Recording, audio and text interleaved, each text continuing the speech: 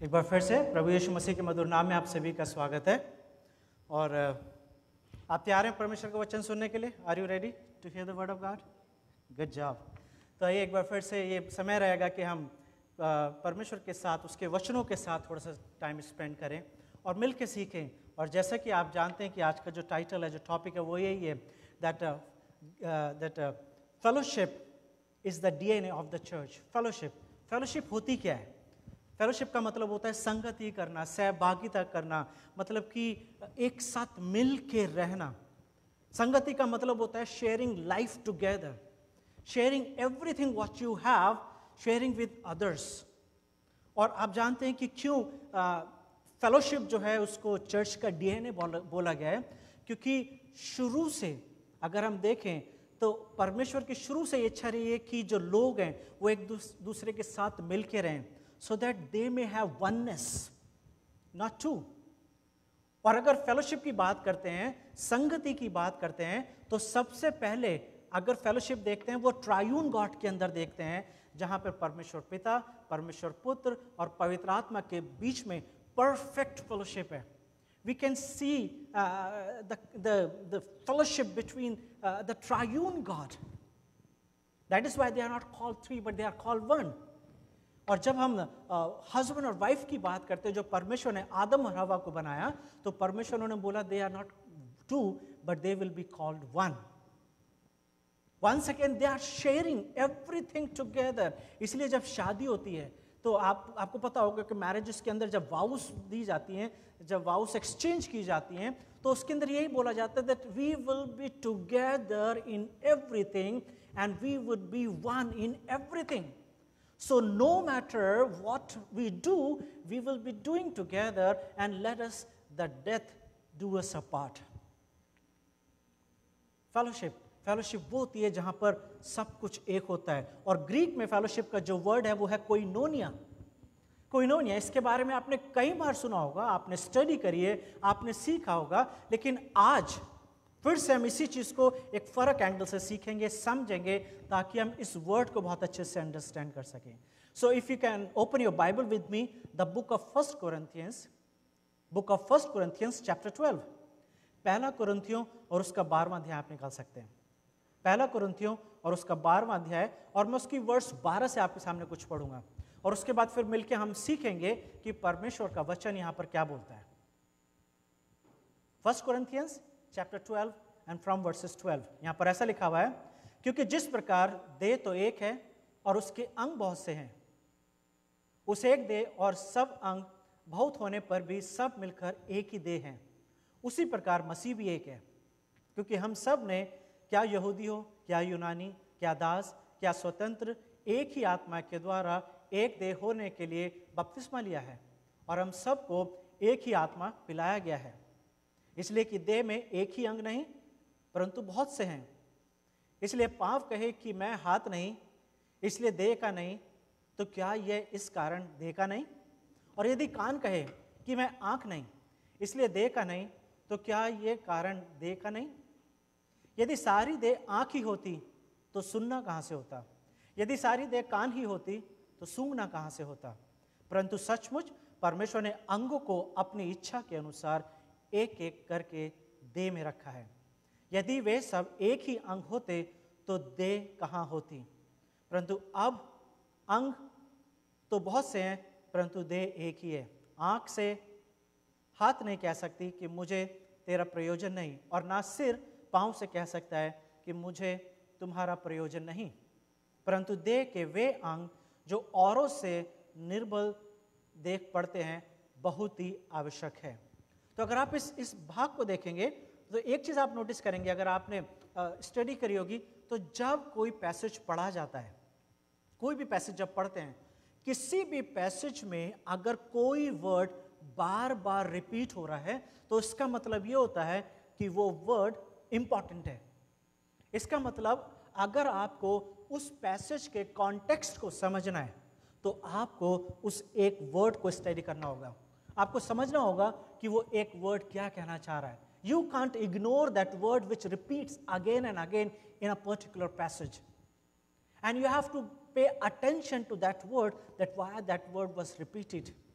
And if you read from the 1 Corinthians chapter 12, from verses 12 to onwards, you see the one has been repeated many times. एक देह है, एक अंग है, one body, one mind, one head, and everything. The one word was repeated many times, the word one. और आप देखेंगे इस छोटे से पैसेज के अंदर ये जो one शब्द है, एक है, ये कम से कम 9 या 10 बार रिपीट किया गया है. So what Paul is saying? Paul is saying that we are one, we are called in a body of Christ. And since we are in a body of Christ, we are not many, but we are one. Why he is saying we are one? क्यों वो एक बोल रहा है? क्योंकि एक कहने का मतलब यह है कि उसके अंदर यूनिटी हो. एक कहने का मतलब यह है कि इंडिविजुअल आइडेंटिटी ना हो, लेकिन हम सबको मिला के एक आइडेंटिटी बन सके. अगर आप गॉस्पेल ऑफ जॉन को पढ़ेंगे, यूहन्ना की इंजील पढ़ेंगे और उसके 17वें अध्याय को देखेंगे, चैप्टर 17, तो वहां पर यीशु की सबसे बड़ी एक प्रेयर रिकॉर्ड की गई है. The whole chapter is a prayer of Jesus. John chapter 17, यूहन्ना उसका 17वां अध्याय. और उस चैप्टर 17 के अंदर क्या चीज हो रही है? अगर आप उसको ध्यान से नोटिस करेंगे, so Jesus is praying about the oneness. He is talking about the fellowship. He is talking about the unity. और वो ये दुआ कर रहे हैं कि प्रभु जैसे आप और मैं एक हैं, ये वैसे ये भी हम में एक हो सके. और जब ये मिनिस्ट्री करें तो इनके द्वारा जो लोग आए वो भी एक हो सके. और फिर यीशु मसीह ये दुआ कर रहे हैं कि इनके एक होने से पूरे समाज में एक ऐसी पहचान बन सके जिसके द्वारा लोग ये पहचाने कि हम प्रभु यीशु मसीह के हैं. वॉल्यूम को थोड़ा कम रखो. और इसके द्वारा लोग ये पहचान सकें कि हम परमेश्वर के हैं. So you see that the prayer of Jesus is talk about the oneness, is talk about the fellowship. लेकिन जब हम fellowship की बात करते हैं तो क्यों हमें fellowship की जरूरत है? Why we need the fellowship in the church? Why Jesus built the church? Church की क्या जरूरत है? क्यों यीशु मसीह ने पतरस से बोला कि है पतरस, तू जो कैफा कहलाता है तुझ पर मैं अपनी कलीसिया बनाऊंगा? What was the need of the church? यीशु मसीह ने उद्धार का रास्ता खोल दिया था, उद्धार का मार्ग खोल दिया था. You are saved and you are good to go. Why you should come to church? Why church is so important? एक जरूरत है चर्च की. और खासतौर से वो लोग जो इस आज के सर्मन को सुन रहे, चाहे यहाँ पर हैं चाहे ऑनलाइन सुन रहे, आप इस बात को समझिए कि क्यों चर्च की फेलोशिप इंपॉर्टेंट है. आप घर बैठे हुए परमेश्वर की आराधना कर सकते हैं, आप अपने परिवार के साथ मिलकर परमेश्वर की आराधना कर सकते हैं, but still why the church is important? क्योंकि चर्च में जब आप आते हैं, you come under the protection of God's covenant. The church is the covenant of God.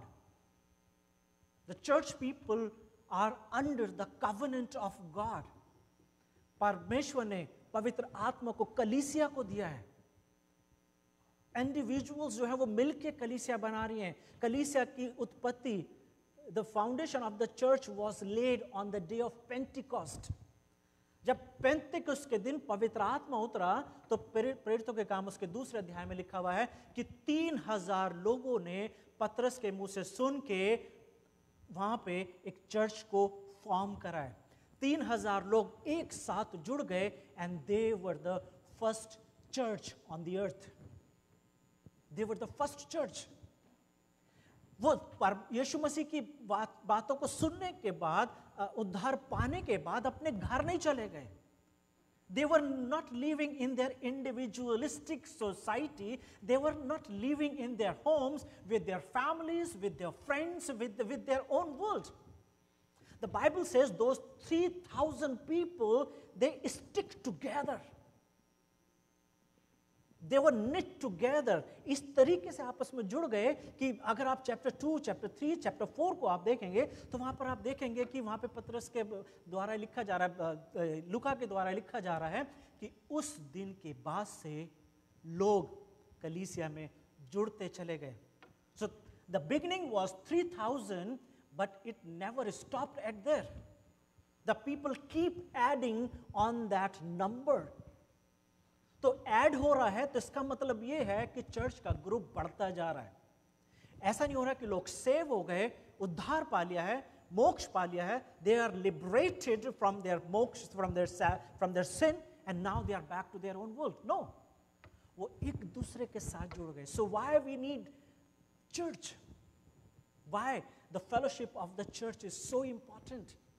क्योंकि जब हम संगति में आते हैं, जब हम फेलोशिप में आते हैं, तब हम एक दूसरे से जुड़ जाते हैं. और जब हम एक दूसरे के साथ जुड़ते हैं, what we do in the church, why we need people, because when we meet we pray for one another, we encourage one another, we protect one another, we counsel one another, we laugh with people, we pray with people, and together we grow into the kingdom of God.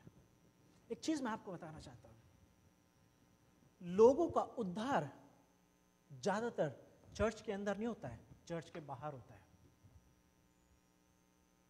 Many a time, if you see, the majority of people are saved outside the church, not inside the church.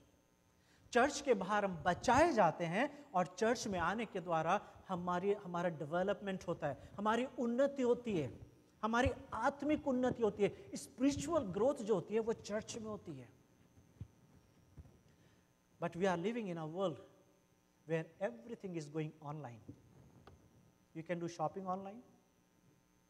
Schooling is going online. School लोग online attend कर रहे हैं. और आप जितने लोग Facebook पे देख रहे हैं, you are enjoying the fellowship online. कितने ऐसे लोग हैं, they don't want to go to church but they enjoy online service.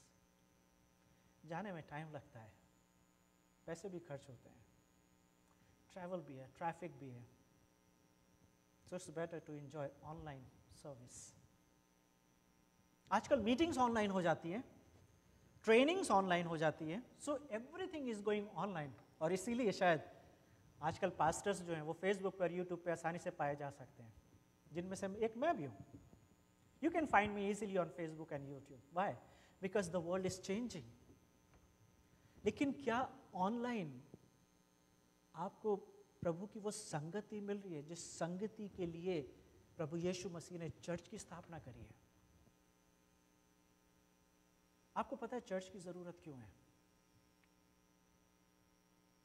अभी जो मैंने आपके सामने पहला कुरिन्थियों उसका 12वां चैप्टर पढ़ा है, 1 Corinthians chapter 12, and if you read that chapter carefully, even the other portions of the Bible, especially the New Testament, यीशु मसीह ने बोला है जहां 2 या 3 मेरे नाम से इकट्ठा होंगे.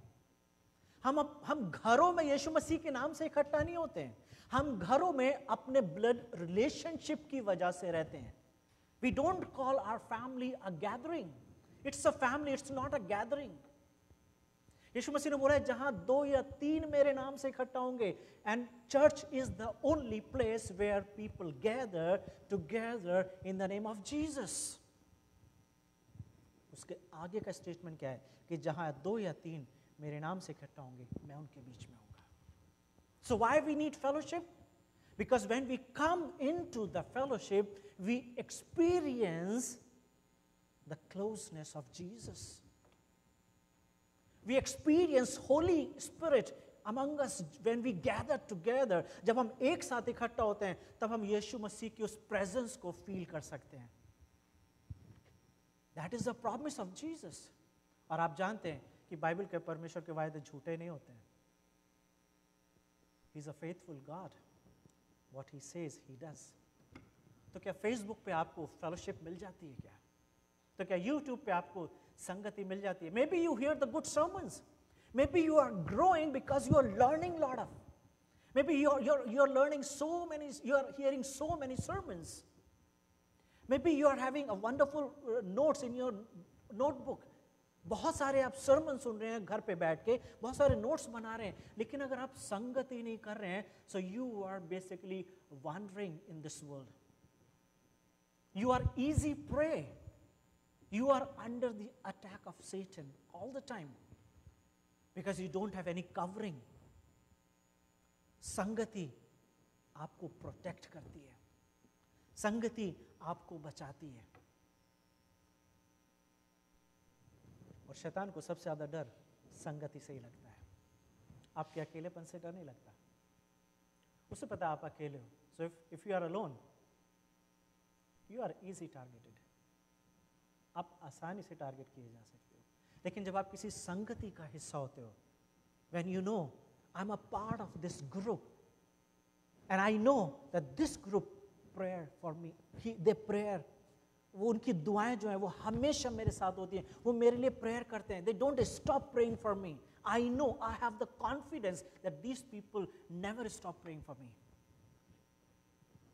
और जब आप संगति का हिस्सा होते हो, फिर चाहे आप कहीं पर भी हो, you are protected because God's people are praying for you. God's people are praying for you. आजकल किसी से पूछो कि where do you fellowship, तो लोग सवाल का मतलब ये होता है कि आप चर्च कहाँ पर अटेंड करते हो. You know, the meaning of fellowship is changing.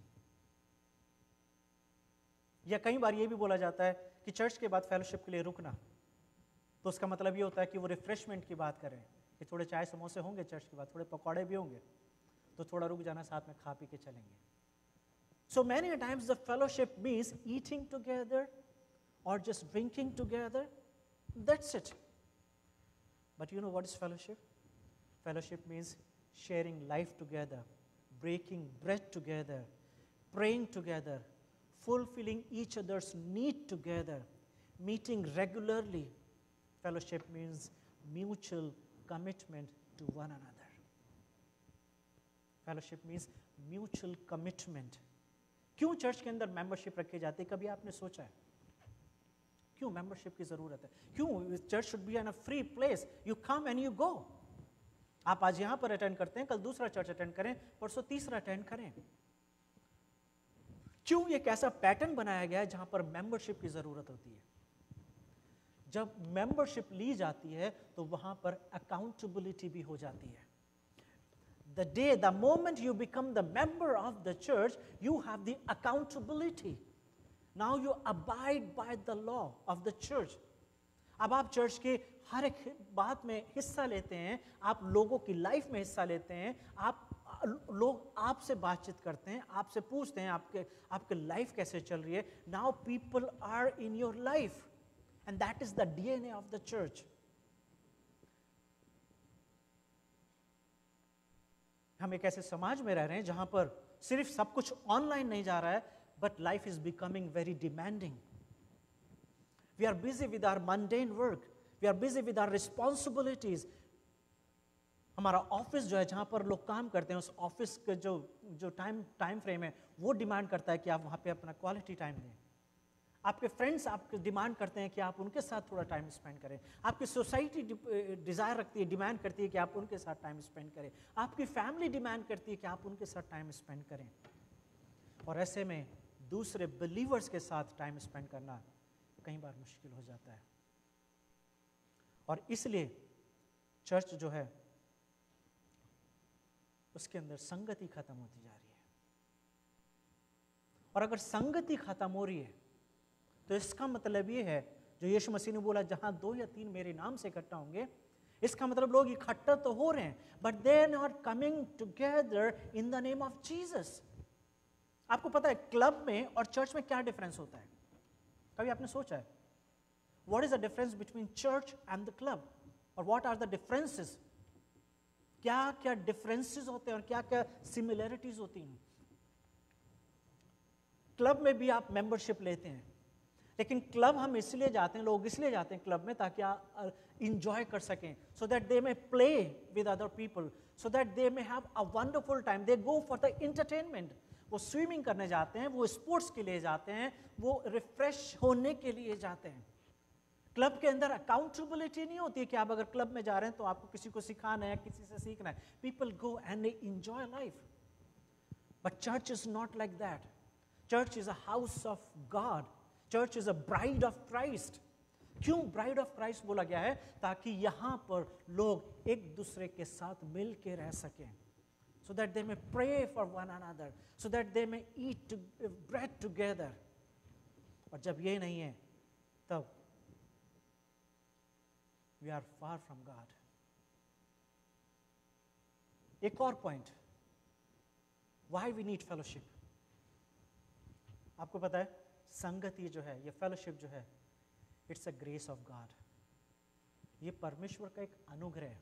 जानते हैं क्यों? आप अंगीठी जब जलाते हैं या आग जलाते हैं, उसमें कोयले डालते हैं। वो कोयले जब एक साथ रहते हैं ना, तो वो जलते रहते हैं। उसको अलग अलग निकाल के रख दीजिए सारे कोयलों को, आप देखें 5-10 मिनट में सारे बुझ जाते हैं। लेकिन उन्हीं कोयलों को एक साथ फिर से अंगीठी में डाल दीजिए, तो आप देखिए वो घंटों घंटों जलते रहते हैं। So what is the benefit of fellowship? Why I said the fellowship और संगति जो है ये ग्रेस है, it's a grace of God. परमेश्वर चाहते हैं कि हम एक दूसरे के साथ मिल के रहें। We need to connect with one another. We need to depend on one another. I am not self-sufficient. I am not sufficient by myself. मैं अकेले अपने आप खुश जरूर हो सकता हूँ, लेकिन मैं अपने आप में सब कुछ नहीं कर सकता। I am not enjoying. Maybe मुझे ऐसा लगता है कि मैं enjoy कर रहा हूँ, but I am missing the grace of God. जब हम संगति में रहते हैं, fellowship में रहते हैं, we keep burning. We keep growing. और अगर हम संगति में नहीं हैं, तो हम कभी भी सॉल्ट और लाइट नहीं हो सकते हैं इस जगत के। जैसे यीशु मसीह ने बोला, you are the salt of this world and light of the earth. हम कभी भी जगत के नमक और इस संसार की ज्योति नहीं हो सकते हैं। If we want to be salt and light, we have to be part of the fellowship. Without fellowship, we are dead. Remember, we are saved outside, but we grow in the church. We saved outside, but we grow in the church. और अगर यहाँ पे हम संगति नहीं कर रहे हैं, तो स्वर्ग में क्या करेंगे? कभी आपने सोचा है? What we are going to do in heaven? We would be doing fellowship. That's it. We would be worshiping with other people, with other believers. तो अगर यहाँ पे संगति की आदत नहीं है, तो पता नहीं आप स्वर्ग में संगति कर पाएंगे कि नहीं कर पाएंगे। This is Bible. I hope you are following me. So what is the basis of fellowship? संगति का आधार क्या है? किस बात पर संगति करने की जरूरत है? आप मेरे साथ निकालिए यूहन्ना का पहला letter, the first letter of John and chapter 1, and I will read only verse 3. I will read verse 2 and 3. The first letter of John, यूहन्ना का पहला epistle, chapter 1 and verse 1, 2 and 3. वहां पे ऐसा लिखा हुआ है, उस जीवन के वचन के विषय में जो आदि से था, जिसे हमने सुना, जिसे हमने अपनी आंखों से देखा, वरन जिसे हमने ध्यान से देखा, हाथों से छुआ। और फिर चैप्टर वर्स 2 जो है ब्रैकेट में है, यह जीवन प्रकट हुआ और हमने उसे देखा और उसकी गवाही देते हैं और तुम्हें उस अनंत जीवन का समाचार देते हैं जो पिता के साथ था और हम पर प्रकट हुआ। वर्स 3, जो कुछ हमने देखा और सुना है उसका सुसमाचार तुम्हें भी सुना देते हैं, इसलिए कि तुम भी हमारे साथ सहभागी हो, यानी कि फेलोशिप हो, और हमारी फेलोशिप यानी कि तुम्हारी और हमारी फेलोशिप जो है पिता के साथ, उसके पुत्र के साथ और पवित्र आत्मा के साथ हो सके। So what is the basis of the fellowship? यूहन्ना यहां पर लिख रहा है कि हम उस, यूहन्ना अपनी गवाही दे रहा है, it's a testimony of the disciple of John. He said, we have seen him, we have heard him, we have touched him. हम उसके बारे में बात करें जिसे हमने देखा है, जिसे हमने सुना है, जिसको हमने छुआ है, और इसलिए तुम्हें उसका सुसमाचार दे रहे हैं ताकि तुम्हारी सहभागिता यानी कि तुम्हारी फेलोशिप हमारे साथ हो सके। और क्यों हमारे साथ हो सके? ताकि तुम और हम मिलके हमारी फेलोशिप, हमारी सहभागिता परमेश्वर पिता के साथ, परमेश्वर पुत्र के साथ और पवित्र आत्मा के साथ हो सके। तो आप देख रहे हैं, जब हम संगति करते हैं दूसरे बिलीवर्स के साथ, when we go to church, when we become the part of the fellowship, we are not only fellowshipping with one another, हम सिर्फ एक दूसरे के साथ संगति नहीं कर रहे होते हैं, लेकिन एक दूसरे के साथ मिलके परमेश्वर पिता, परमेश्वर पुत्र और परमेश्वर पवित्र आत्मा के साथ मिल के हम संगति कर रहे होते हैं। यीशु मसीह ने यही तो बोला है ना, जहां 2 या 3 मेरे नाम से इकट्ठा होंगे मैं उनके बीच में शामिल होऊंगा। So that is the benefit of the fellowship. खासतौर से जो लोग ऑनलाइन सुन रहे हैं उनको मैं कहना चाहता हूं, अगर आप कहीं भी चर्च नहीं जाते हैं, you are not part of any fellowship, you are not part of any church, you should go out. अगर आप संगति नहीं कर रहे हैं बिलीवर्स के साथ, तो आप संगति परमेश्वर के साथ भी नहीं कर रहे। May be you are satisfied, may be you are happy with your life, but you are far from the kingdom of God, because you are not fellowshipping with the fellow believers. And if you're not fellowshipping with the believers, you're not fellowshipping with the God. यही तो यूहन्ना यहाँ पर बोल रहा है। फिर से पढ़ रहा हूँ वर्स 3, जो कुछ हमने देखा और सुना है और उसका सुसमाचार तुम्हें भी देते हैं, इसलिए कि तुम भी हमारे साथ सहभागी हो, और हमारी सहभागिता पिता के साथ, उसके पुत्र यीशु मसीह के साथ और पवित्र आत्मा के साथ हो सके। So John is saying we are proclaiming to you so that you may have fellowship with us and fellowship with God, the triune God. आप जानते हैं जब यीशु मसीह ने बोला जहां 2-3 मेरे नाम से इकट्ठा होंगे मैं उनके बीच में होऊंगा, तो इसका एक और मतलब भी है। इसका मतलब ये है कि फेलोशिप जो है, संगति जो है, वो यीशु मसीह की उपस्थिति को इस जमीन पर बनाए रखती है। समझ रहे इस पॉइंट को? Let me repeat this. एक संगति जो होती है, एक सहभागिता जो होती है, एक फेलोशिप जो होती है, उसमें परमेश्वर की उपस्थिति होती है। और जब परमेश्वर की उपस्थिति होती है और जब संगतियां होती रहती हैं, तो इसका मतलब परमेश्वर की उपस्थिति, परमेश्वर की प्रेजेंस लगातार इस जमीन के ऊपर बनी रहती है। तो कितना इंपॉर्टेंट है फेलोशिप करना। अगर हम फेलोशिप करना बंद कर देंगे, परमेश्वर की प्रेजेंस जो है वो यहां पर लोगों के बीच में नहीं होगी। So we are the reason, so we can enjoy, we can have a blessed time with God when we meet together. और इसी चैप्टर को, चैप्टर 1 को, यूहन्ना को अगर आप आगे पढ़ेंगे तो वहां पर ऐसा लिखा हुआ है कि if you are saved, you walk in the light. अगर आपका उद्धार हुआ है तो आप ज्योति में चलते हो, you walk in the light. And if you are not saved, that means you are walk in the darkness. That means you are out of the fellowship. तो अगर आप बचाए गए हैं, you are in the fellowship. अगर आप बचाए नहीं गए हैं, you are out of the fellowship. You have to decide. आपको ये सोचना है कि आप फेलोशिप में हैं या फेलोशिप के बाहर हैं। आप ज्योति में चल रहे हैं कि आप अंधकार में चल रहे हैं। दूसरा point, what is the nature of fellowship? Fellowship का नेचर क्या है? अगर आप मेरे साथ पढ़ेंगे book of acts chapter 2, book of acts chapter 2, प्रेरितों का काम, उसका 2 अध्याय, और उसको मैं 42 से पढ़ रहा हूं। वहां पर ऐसा लिखा हुआ है, और वे प्रेरितों से शिक्षा पाने और संगति रखने में और रोटी तोड़ने में और प्रार्थना करने में लौलीन रहे, और सब लोगों पर भय छा गया, और बहुत से अद्भुत काम और चिन्ह प्रेरितों के द्वारा प्रकट होते थे, और वे सब विश्वास करने वाले इकट्ठे रहते थे, और उनकी सब वस्तुएं साझे की थी, और वे अपनी अपनी संपत्ति और सामान बेच बेच कर जैसे जिसकी आवश्यकता होती थी बांट दिया करते थे, और वे प्रतिदिन एक मन होकर मंदिर में इकट्ठे होते थे और घर घर रोटी तोड़ते हुए आनंद और मन की सिधाई से भोजन किया करते थे और परमेश्वर की स्तुति करते थे, और सब लोग उनसे प्रसन्न थे, और जो उद्धार पाते थे उनको प्रभु प्रतिदिन उनमें मिला देता था। आप देखेंगे कि 42 से लेके अगर आप आगे तक पढ़ेंगे 47 तक बहुत सारी चीजें हो रही हैं।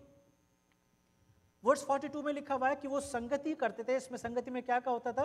वर्स 42 में लिखा हुआ है वो रोटी तोड़ते थे और दुआ करते थे। वर्स 43 में लिखा हुआ है कि बहुत सारे चिन्ह और चमत्कार हो रहे थे।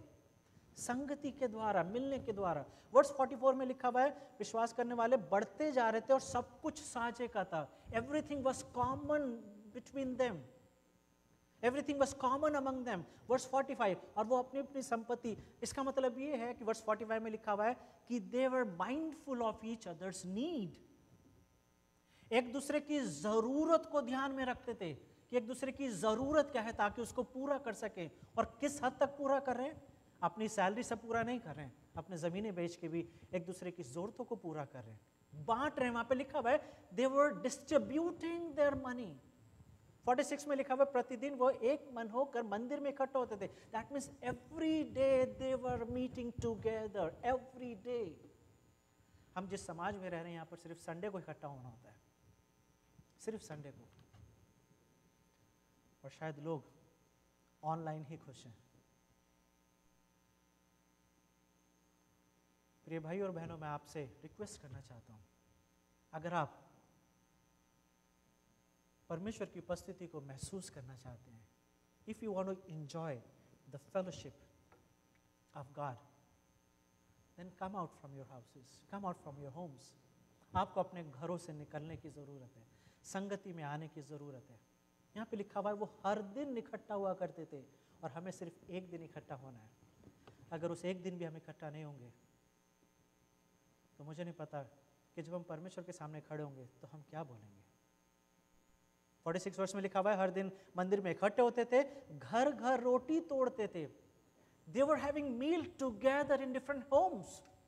और आगे लिखा आनंद और मन की सीधाई से भोजन किया करते थे।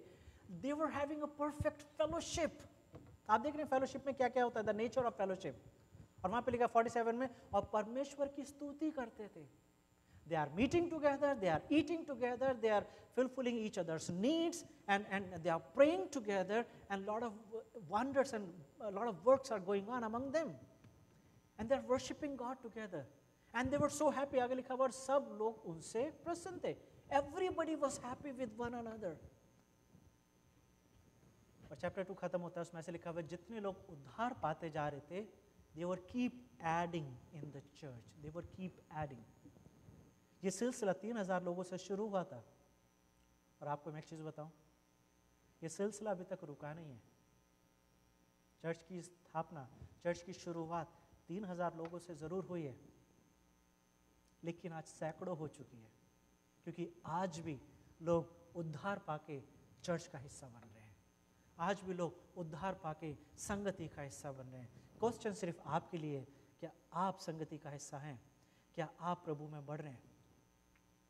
दूसरा एक पॉइंट जो एक और है कि हम what is the nature of fellowship, fellowship का स्वभाव क्या है, हम क्या करते हैं। अगर आप पहला कुरिन्थियों 10वां चैप्टर 16वीं वर्ष पढ़ोगे, 1 Corinthians chapter 10, 1 Corinthians chapter 10 and verse 16, पहला कुरिन्थियों उसका 10वां अध्याय और 16वीं वर्ष, वहां पे ऐसे लिखा हुआ है, वो धन्यवाद का कटोरा जिस पर हम धन्यवाद करते थे, क्या मसीह के लहू की सहभागिता नहीं?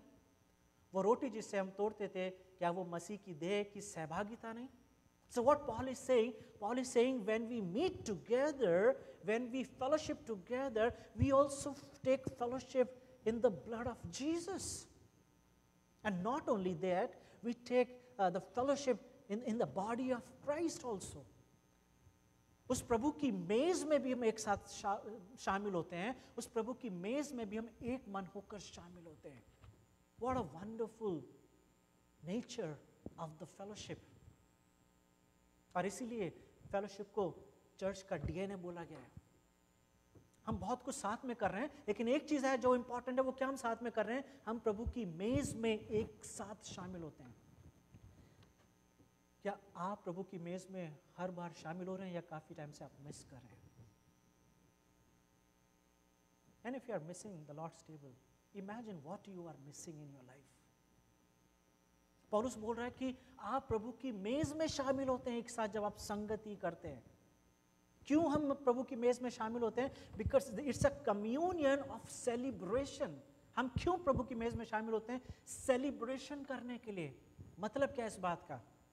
We are not sad that Jesus died for us, लेकिन हम शामिल इसलिए होते हैं ताकि हम एंजॉय कर सके that who we are now.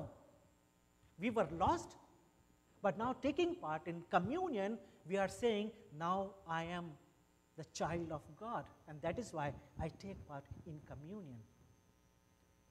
मैं प्रभु की मेज में इसलिए शामिल होता हूं, इसलिए हिस्सा लेता हूं, क्योंकि अब मुझे पता है मैं कौन हूं. I am no more that sinner. I am no more lost. I am no more dead. But now I am found. I am a child of God. मैं आपको बहुत सारे benefits बता रहा हूं, बहुत सारे reasons बता रहा हूं, biblical reasons that why we need fellowship. Last point. Fellowship में खतरे भी होते हैं. The danger of fellowship. Fellowship का सबसे बड़ा खतरा होता है पाप. सबसे बड़ा खतरा होता है पाप. आपको याद होगा यीशु मसीह ने एक दृष्टांत दिया और उस एक पैराबल में यीशु मसीह बोल रहे हैं कि जब तू वेदी पर आए, जब तू आराधना करने आए और तब तुझे याद है कि तेरे भाई से तेरा झगड़ा है, जब तुझे याद है कि तेरे भाई से तेरा कुछ प्रॉब्लम चल रहा है, तो यीशु मसीह बोल रहे हैं वहां पर अपना गिफ्ट वहीं पर रख दे, पहले अपने भाई से सुलह कर लेना. First go and reconcile with your brother and then come back and worship me. क्योंकि अगर हम अपने आप को जांचते नहीं हैं परमेश्वर की आराधना करते वक्त, तो हम पाप को लेकर आ रहे हैं और उस पाप को स्प्रेड कर रहे हैं. इसलिए पौलुस बोल रहा है, जब प्रभु की मेज की बात की जा रही है, वो कह रहा है जांच लो अपने आप को. Examine yourself before you take part in the meal. Why? Because now you are fellowshipping with believers and with God. और जब हम विश्वासियों के साथ संगति कर रहे हैं, परमेश्वर के साथ संगति कर रहे हैं, तो हमें अपने जीवनों को जांचने की जरूरत है. We need to examine ourselves. Otherwise we will shatter the fellowship. Otherwise we will shatter the unity. मत्ती 18 में लिखा हुआ है कि जब तेरा भाई पाप करे तो एक जना जाके उससे बात करे, फिर 2 जने जाके उससे बात करें, फिर चर्च के एल्डर्स जाके उससे बात करें, और अगर फिर भी नहीं सुनता है तो उसे कलीसिया से बाहर निकाल दें. प्रेरितों के काम पहला कुरिन्थियों में लिखा हुआ है कि जब कोई चर्च में आने वाला पाप को लेकर आ रहा है तो उसे समझाओ, अगर वो नहीं मानता तो उसे कलीसिया से बाहर निकाल दो. मतलब क्या है?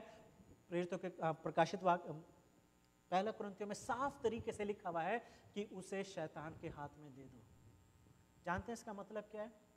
इसका मतलब ये है, the moment you are kicked out from the fellowship, you are in the hand of Satan. Because church is the kingdom of God. और ये वो किंगडम है जहां पे शैतान का कुछ नहीं चलता है. और इसलिए मैंने आपको स्टार्टिंग में बोला था, if you are a part of the fellowship, you are in a safe zone.